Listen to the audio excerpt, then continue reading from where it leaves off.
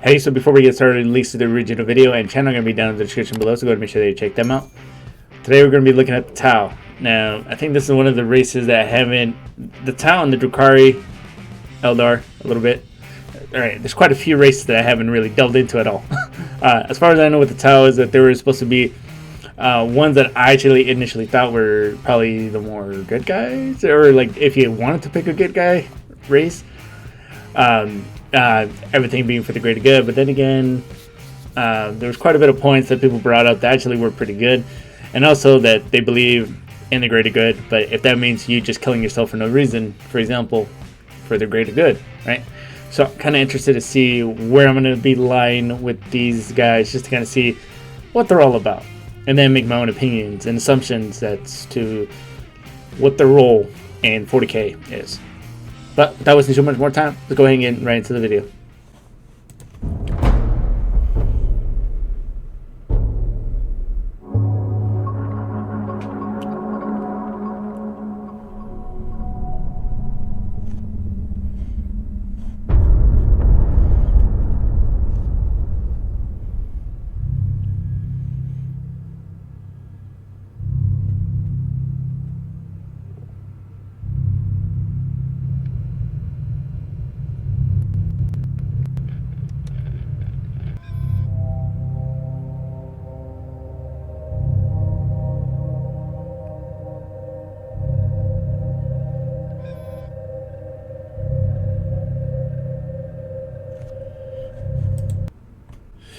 Okay, so when you encounter, I couldn't read it that fast. When you encounter one of our ships or outposts, welcome it. We have much to offer, a faithful friend.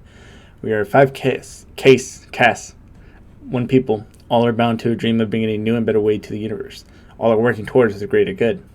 I don't know. I mean, if you saw a race out in the open and you didn't know about the Tau, but then again, 40k universe, you've probably seen quite a bit of other species. But I would be very wary of anybody who writes this, right? I mean, obviously, hell, they could just be good guys, good people, but you never know.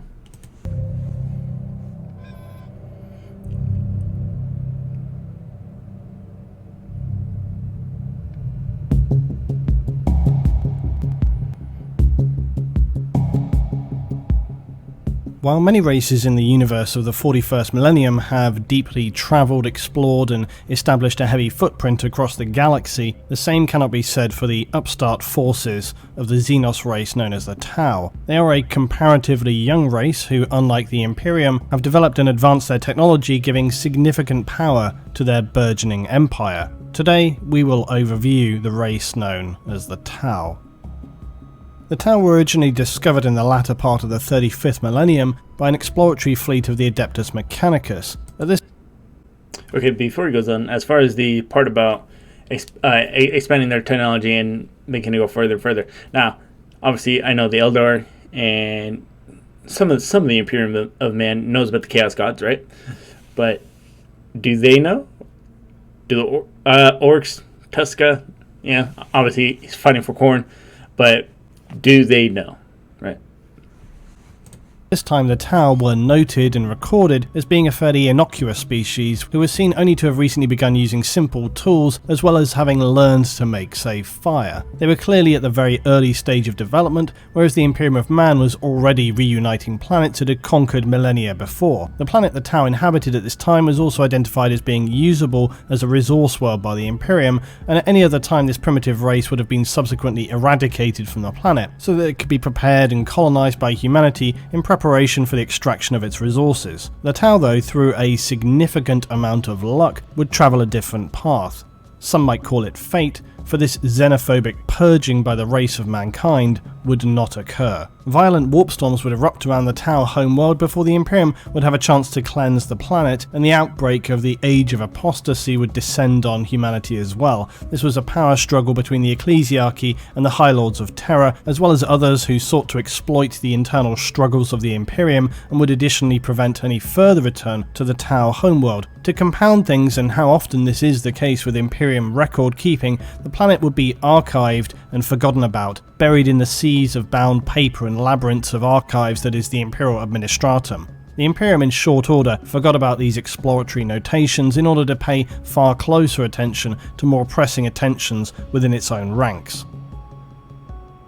6,000 years would pass until a ship of unknown determination would appear at Devlin in the Ultima Segmentum. After failing to identify itself, the ship was destroyed by the Imperial Navy. Bodies were recovered and examined, they were assessed, cross-referenced with Imperial records, and showed a significant match with a long since forgotten about 6,000-year-old report that described a primitive race who had barely advanced beyond the earliest beginnings of civilization. If this was in fact the same race that had been described millennia before, it was of an urgent and immediate concern to the Imperium. Seeing such fast advancement in the I was going to say 6,000 years and they already got ships. I don't know what route they could have taken, or like what was it that made them focus solely on technology, right? I mean, obviously the warp had something to do with it because he did mention it. But, I mean, what was it? Did they get visited by somebody else? Like, for example, probably not the Necrons, but maybe the Eldar, right? Maybe not that. But did they get visited by someone, or did they have some interference, or was it all just them? Xenos race, from using stone tools to building starships and voyaging into the darkness of space within only a few millennia, was troubling and would require prioritized exploration and information gathering by the Imperium. Subsequent investigations found that even some human worlds that were in proximity to the Tau system had already begun trading with these Xenos somehow, and enough was enough. The Damocles Crusade would begin and initiate the first state of war between humanity and the Tau Empire. Look, I understand that they're trying to just kill any race that isn't aliens, right? Or Xenos. But I feel like you're making enemies out of people. I mean, and I've seen this a little bit every now and then. I mean, obviously, there could be a very good reason as to why. And the only thing I can think of is that they just want humanity to conquer the stars. I think at some point I heard it was like the birthright or something like that. But if you can do it without having to make enemies, because now you're having to fight multiple fronts, and I know there's vast trillions of people, right, to be able to fight this, but why make enemies when you don't have to, right?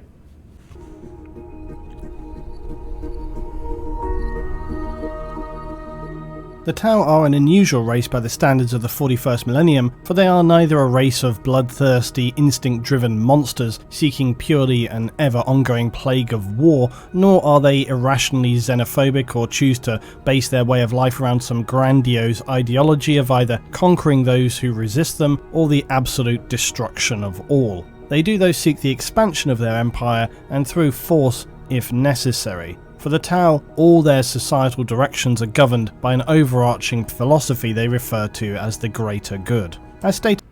Then again, that does bring up a point of if they want to expand, right? I mean, how far until they expand, until they end up reaching a planet that belongs to the Imperium of Man, right? And you got a war on your hand, but now the enemy's a lot bigger because they've had more time to advance, right?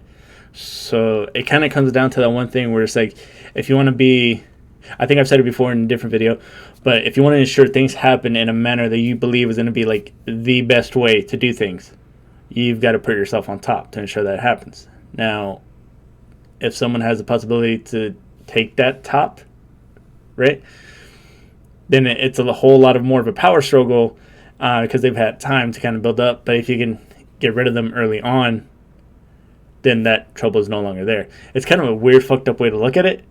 But I can definitely see that happening in the Warhammer universe, right? And maybe even in today's world, right? Unlike other races in the darkness of the future, the Tau do not by default seek to eradicate other species as a matter of course, but they do aim to spread their philosophy, culture and territory. They do want to grow and further their civilization, to put it simply. Those individuals or planets who are unwilling or unable to open their minds to the benefits of the greater good are likely to face some form of more forceful persuasion, first diplomatically, and if this should fail or reach an impasse, then through physical force. The greater good is at the physical force isn't killing them, or slave-like mentality. Then again, every race has their dickish side. Core of Tau culture because it dictates and influences everything from their civilian life to diplomacy and warfare. The greater good is also known as the Tau Va, and this combination of philosophical and quasi-religious principles governs much of what the Tau feel they must do and helps maintain their structure and lives. It operates around a caste-based social stratification system, which means that essentially a Tau's role in life is dictated by hereditary transmission into a certain workforce or lifestyle. Ultimately, these are embedded social classes in Tau society that ensure the majority of Tau have very little in the way of personal choices. However, it has been stated that Tau all have the free will to choose their own destiny, and the fact that they choose to serve the greater good and their lot in life is merely a testament to how righteous a path it is that all Tau choose to live by its teachings. Anything that deals with case systems, right, or classes, that's an immediate red flag in my mind, at least, right? And they said that they have the freedom to choose their own destiny. Okay, well, it's kind of hard to do it if you're considered, like, say, on the lowest level, right? And I was assuming that the lower levels have a lot more. And what happens when you have so many and they even outnumber those above them? And I don't know how they would be forced to stay down there. I mean, it could be a form of, like, when they're growing up, they just believe, like, hey, this is how life is, and kind of keeps them in a line, so to speak. It seems like it's also one of those instances where it's like you can choose your own destiny so long as it doesn't interfere with my destiny, right? Or anybody in a class above you. Maybe I'm speculating too much or going too deep on that, too deep in that tangent, but case system then. In some ways, this is not entirely unlike the Imperium across many worlds. For the Tau, though, it is more embedded as a principle and taught as a fundamental balancer for their lives. For this reason, it is more accepted and brings a sense of focus and serenity for many Tau, who were born never having to make a decision about what they should do. They will learn their place and then focus on carrying out that role to the best of their ability for their lives. Then again, considering that you have a vast population, I'm assuming that Tau also has one. Sometimes to keep such a vast population, I guess they on a control rate or united the forms of government, like say with the Imperium of Man, they have a medieval type system, right? But that's just seems to be the most effective way in that scenario, and that's probably also with the Tau in this scenario.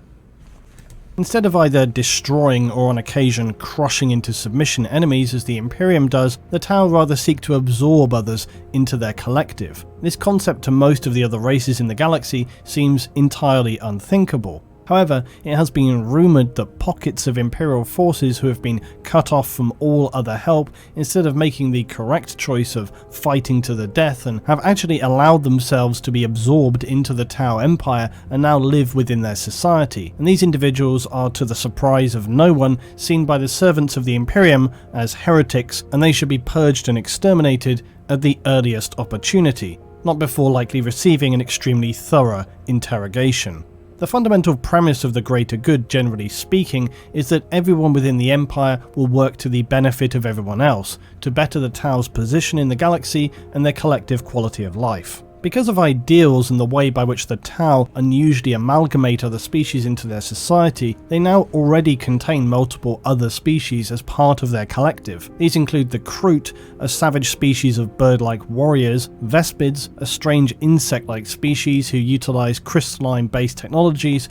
While the Kroot appear to have more like mercenary tendencies, the Vespid actually believe in the ideology of the greater good, and when fighting alongside the Tau will contribute to one another far more of a morale boosting effect. The Tau have also adopted a species known as the Nikasa, a nomadic race who are powerful psychers, and they are travellers in space. The Tau use them near exclusively for this role of transporting through space. They are highly psychic entities, and consequently the Tau concealed their existence from their enemies and are only used for space travel purposes, not combat. The Nikasa contribute mainly ships towards the Tau Navy for exploration and scouting purposes. In addition to these absorbed races of the Tau Empire, there are also previously stated human sects that exist within the Tau collective as well. Conquered humans who by all rights should have chosen death rather than the heretical dishonour of serving the Tau. There are even those who have joined the Tau of their own free will, impressed by the concept of the greater good, as opposed to the more severe nature of the Imperium. And as you would expect, these individuals are considered extreme traitors to the Imperium, and if discovered would be shown little mercy and suffer the worst of Imperial Inquisitors, or simply executed on the spot. While their ideological... So yes, they're traitors, but I feel like at least the way they would probably see it is that they turned traitor because maybe they didn't like being a part of the Imperium. They saw this as a way out, and maybe they'll never even run to like another Imperial force again. Although if they do run into Astartes, they're pretty much fucked, right? But the part about like how things are run, right? Like the types of forms of like types of government, right? Again, with the Pyramid of Man being medieval, also kind of / Roman Empire-esque, and then the Tau. I think the best way to word it is like more on the socialism spectrum, right? And this isn't a political question. This is just for 40K. I'm speaking here. Do you think certain types of governments are better when they're in the light of terms of how big a group is? Like the Imperium of Man, medieval works the best that we know, and then with the Tau, I don't know how big their population is, but maybe that works for them a whole lot better as far as like just the way they run their government, just because of their size, right? And maybe if they get to the extent of like the Imperium of Man, do they switch that role of government, right? Maybe they go to a more medieval. Also with the Adeptus Mechanicus, I do remember them. I don't know if they kept it like this, but that I think they were doing something democracy-wise, like voting for their leaders, because obviously they're kind of their own little group within the Imperium. So is it solely dependent on the size of whatever group you're with? Is the question essentially. Philosophical and societal organization is of interest and highly contrasting to the Imperium of Man in many ways, the most concerning element of the Tau for humanity is their technological advances and the speed with which they have advanced their hardware. Within a short period of just a few thousand years, the Tau, as stated, have advanced from using basic tools, making fire, and learning how to create basic foundational mechanics and engineering, to a transformation of an advanced spacefaring race with powerful weaponry and exosuits that are, at the very least, concerning to the Imperium. Far more I still think that they had help from somebody. worrying, though, is the possibility that if they were able to continue their current pace of research and development, they could advance beyond the weaponry and war gear of the Imperium, which has, largely due to ever-expanding religious dogma, allowed itself to stagnate and barely develop anything new, that is, until the most current period in human history. By contrast, the Tau have already become one of the more technologically dependent races in the galaxy, and given the Imperium's stubborn inability to move forward technologically until very recently, with the return of the previously stasis-entombed Ultramarines Primarch, now returned to his place as Lord Commander of the Imperium is beginning to drag itself up out of the mud, every step forward requiring apparently agonizing effort. The Tau, though, may be inexperienced, but they're not fools, and ever since their initial contact with human settlements, they have played a highly tactical game of infiltration and suggestion to allow them to begin trading and eventually absorb some human worlds in their system as part of the Tau Empire. Yet these worlds were the dissident fringes of the human empire. Some worlds were even forgotten human colonies who had no real sense of themselves as being part of a larger Imperium of Man. It took the Tau some time to grasp the understanding that there was a far greater and more powerful collected human society, and that if they were not cautious, could bring down a wrath they would not be able to defend against. So their initial steps were tentative, but would become progressively more confident. Some have seen fit to suggest that the Tau's speedy development of technology could be down to their locating a lost human STC system, but there's nothing to support this suggestion, and if it were true in any sense, you would STC being that thingy from the Adeptus Mechanicus, right, that just kind of makes shit for you, right? And also, do you think this whole thing about unifying everybody, or like bringing in people, right, into their fold, do you think this is really for the greater good, or do you think there's something malicious behind it and they just think this is the best way to do it, right? Increase their numbers.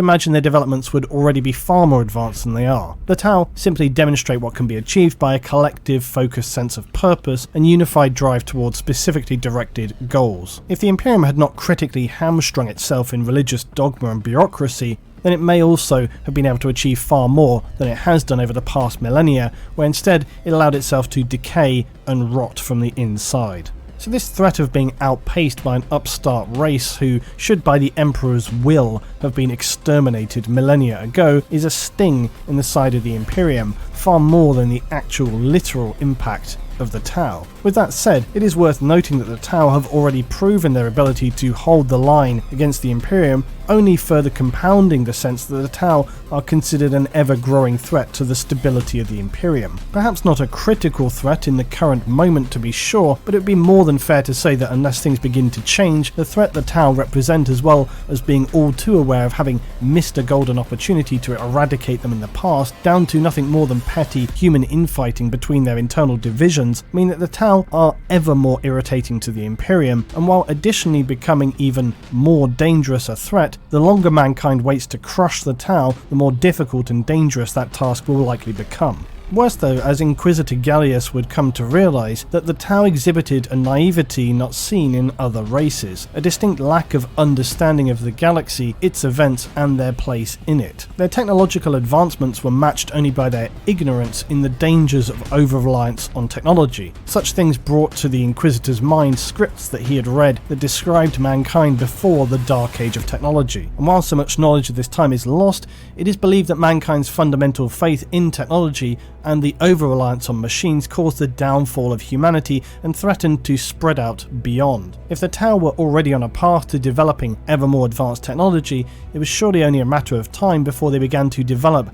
that which the Imperium and humanity place among their most severe fears, the development of artificial intelligence, abominable intelligence. To that end, the Tau represent a clear and present danger to the Imperium of Man, and perhaps the entire galaxy, beyond what many could imagine.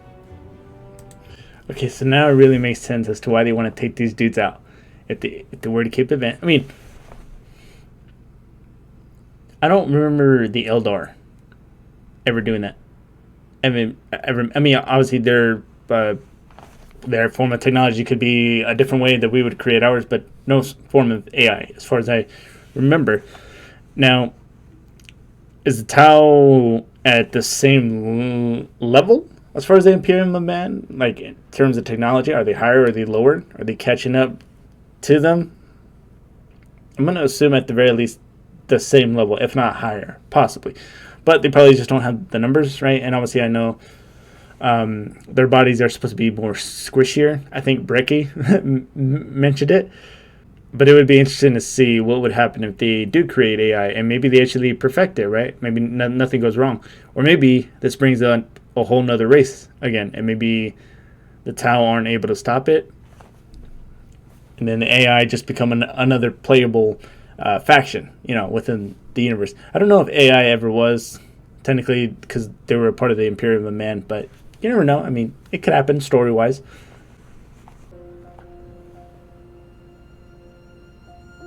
Like many races, the Tau began as an ununified species whose tribal groups would periodically spar with one another. They would have their own territorial space and defend it against those who infringed upon it. And in these early times, the Tau were formed of 4 specific castes who were continually warring with each other. And the severity of these skirmishes, added with the uncompromising nature of the Tau at this time, is said to have risked the very survival of them as a species. And this period of brutal warring is known as the Mon Tau. It all began during a conflict between some Tau warriors of the plains and those of a fortress city, Phio Ton. The plains Tau had assaulted and subsequently set up an encampment around the city, but negotiations had failed. The plains warrior Tau would not be satisfied until the entire city lay in ruins and its citizens were broken and slaughtered. The conflict went on for years, and despite holding out as best they could, the inhabitants of the city began to fall victim to deteriorating health and ever worsening living conditions. Starvation, disease were starting to take hold, and the situation looked bleak for the citizens of the city. However, it was at this time that 2 mysterious individuals would appear. One of these figures would walk steadily but confidently out from the enveloping darkness in complete silence. Approaching the circled encampment of the Plains Warrior Tau, and speaking calmly and softly, he would explain that he required to speak with their camp's commander.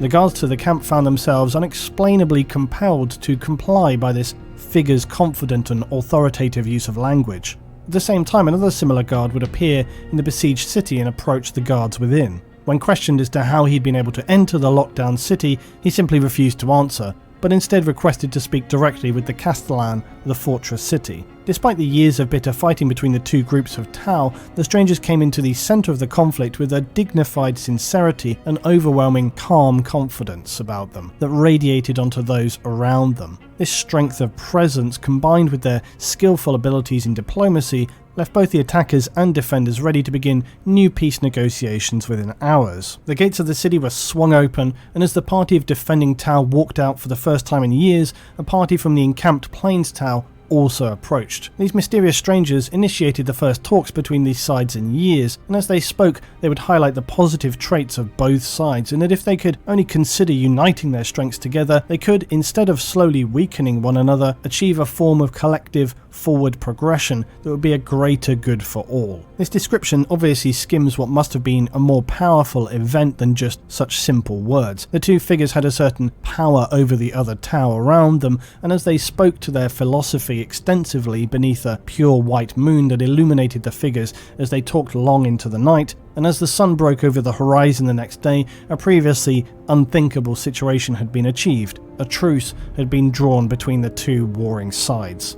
These previously unseen Tau are now referred to as the first ethereals. This singular instance was just the beginning though. More ethereals would appear after the success of Fiotan and collectively reach out to spread their message of peace and for the struggle to achieve a greater good for all Tau. Where previously only bitter battles and skirmishing warfare had existed, now would come peace and a new sense of uplifting inspiration by the philosophy of the ethereals. The fast spread and uptake of the ethereal outlook was prophetic and would only take 1 year in the Tau calendar for it to unite all Tau across their homeworld, and it would drive them toward a strengthened sense of unity and a progressively positive outlook, the likes of which had never been seen before. Construction, communication, commerce would be some of the very early benefits as the Tau sought to bring all their individual caste skills to the collective betterment of all. The Plains Warrior Tau were the most difficult to ultimately convince that this was the right path forward, but upon seeing the positive constructive nature that was being achieved by all the other Tau, this was enough to convince them that this new philosophy was the way forward for them, and they would join the... Okay, so obviously this is how everybody's just coming together, right? Kind of under one banner on one planet, which, if you think about it, pretty fucking difficult, right? I mean, obviously consider the Earth today, right? How it would be trying to convince all the countries just to become one planet. Now, what does anybody know what they said, right? Like, what was said there that really convinced them, right? I mean, they had spent years in siege, right? Now, my only theory or assumption that I can guess is that maybe they had some information in terms of like, hey, there's something bigger out there, right? It could be the Imperium of Man, it could be the Orcs, it could be Tyranids, anybody, and really told them like, hey, if we're either going to kill ourselves into extinction, or worse, we get invaded by someone else. Like maybe he saw other ships, right? Or maybe he saw ships, because after they come together, I'm thinking that that's when they actually start advancing in technology at a rapid rate. And then maybe these guys saw the ship that had came there, that did the Mechanicus ship, and saw that and just thought, hey, we really need to pull everyone together. Otherwise, we don't know who they are, and we're fucked. Things are coming together. Things are coming together. The new Tau Empire in its collective quest for the greater good. The newly reformed race of Tau was now comprised of 5 castes: the Earth caste of builders and artisans, the Water caste of traders and merchants, the Air caste of scouts and communication experts, and the Fire caste, those warriors of the plains. The 5th caste are of course the Ethereals, the unifying force in the Tau civilization, and they are in this sense the superior individuals, the elites. They are the 5th elements in the Tau caste, because they are the unifiers.